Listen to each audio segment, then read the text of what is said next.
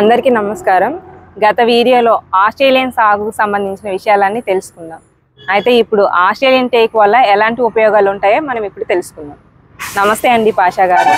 అయితే మిగతా కలప మొక్కల ఉపయోగాలతో పాటు ఈ ఆస్ట్రేలియన్ టేక్ యొక్క ఉపయోగాలు ఏంటో మాకు తెలియజేయండి. ముందుగా అందరికీ నమస్కారం. ఈ అడవి జాతి మొక్కలను మనం ఎలాగైతే ఉపయోగించుకుంటామో అలాగే ఈ ఆస్ట్రేలియన్ టేకు కూడా అన్ని చోట్ల ఉపయోగకారిగా ఉంటుంది. అయితే మిగిలిన అడవి జాతి మొక్కలతో పోల్చుకుంటే ఆస్ట్రేలియన్ టేకుకు కొన్ని ప్రత్యేకమైనటువంటి ఉపయోగాలు ఉన్నాయి. నేను ఆ ప్రత్యేకమైనటువంటి ఉపయోగాల గురించి తెలియజేసే ప్రయత్నం చేస్తాను. నేను గత వీడియోలో కూడా మీకు చెప్పాను, ఆస్ట్రేలియన్ టేకు లెగ్యూమినేసీ కుటుంబానికి చెందినది. అంటే ఇది వాతావరణంలో ఉన్నటువంటి నైట్రోజన్ని ఇది సంగ్రహించి భూమిలో బొడిపల రూపంలో నిక్షిప్తం చేస్తుంది. ఇలా నిక్షిప్తం చేసి దీని పక్కన మనం ఏదైనా వేరే మొక్కలు నాటుకున్నట్లయితే వాటికి కూడా ఈ యొక్క నైట్రోజన్ సరఫరా అయ్యేలాగా చేసి వాటి యొక్క గ్రోత్కి కూడా ఇది ఎంతో సహాయకారిగా ఉంటుంది. అంటే ఇది ప్లాంట్ ఫ్రెండ్లీ ప్లాంట్గా చెప్పుకోవచ్చు. అంటే తను ఎదుగుతూ ఇతర మొక్కల యొక్క ఎదుగుదలకు కూడా సహాయకారిగా ఉంటుందని చెప్పుకోవచ్చు. తర్వాత రెండో ఉపయోగం చూసినట్లయితే ఇది సతత హరిత అరణ్యానికి చెందినటువంటి జాతిగా చెప్పుకుంటాం. అంటే నిత్యం తన యొక్క ఆకులను రాలుస్తూ మరియు కొత్త ఆకులు వస్తూ ఉంటాయి.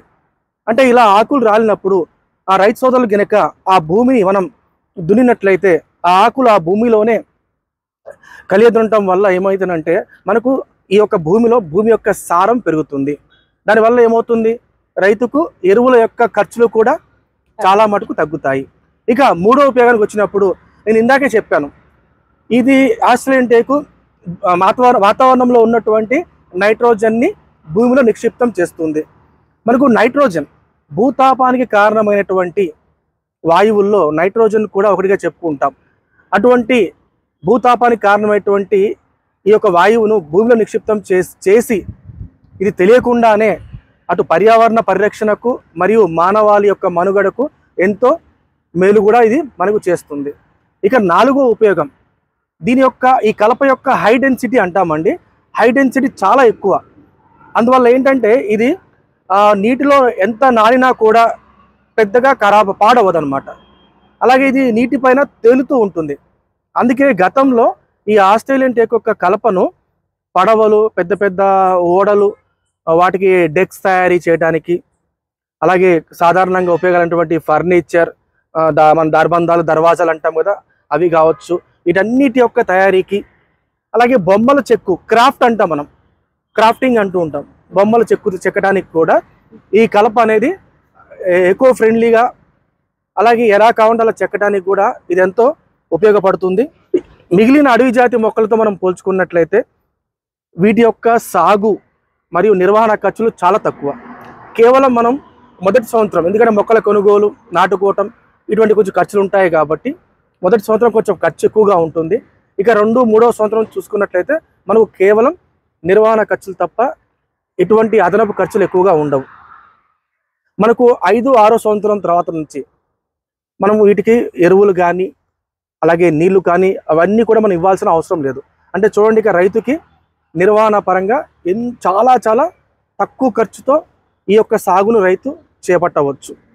అలాగే ఇంకొక మనం చెప్పుకున్నట్టయితే ఇప్పటి వరకు మన పరిశోధనలు చేసినటువంటి శాస్త్రవేత్తలు కావచ్చు, మేము కూడా ఫీల్డ్ విజిటింగ్ చేసినప్పుడు రైతుల యొక్క అనుభవాలు తెలుసుకున్నప్పుడు కూడా వీటికి ఎక్కువ పెస్ట్ డిసీజ్ వచ్చినట్లుగా ఎక్కడ కూడా రికార్డ్స్లో లేవు. అంటే చూడండి, దీనివల్ల ఏమవుతుంది, రైతుకి సస్యరక్షణ ఖర్చులు, అంటే సస్యరక్షణ కోసం వాడే మందులు ఖర్చులు కూడా రైతుకి పెద్దగా ఉండవు, చాలా చాలా తక్కువ మిగతా వాటితో పోల్చుకుంటే. అంటే ఇన్ని రకాల ఉపయోగాలు ఉండటం వల్ల మనం రైతు ఇటువంటి ఆస్ట్రేలియన్ టేకును సాగు చేసుకోవటం వల్ల భవిష్యత్తులో ఒక మంచి ఆదాయాన్ని తను గడించవచ్చు.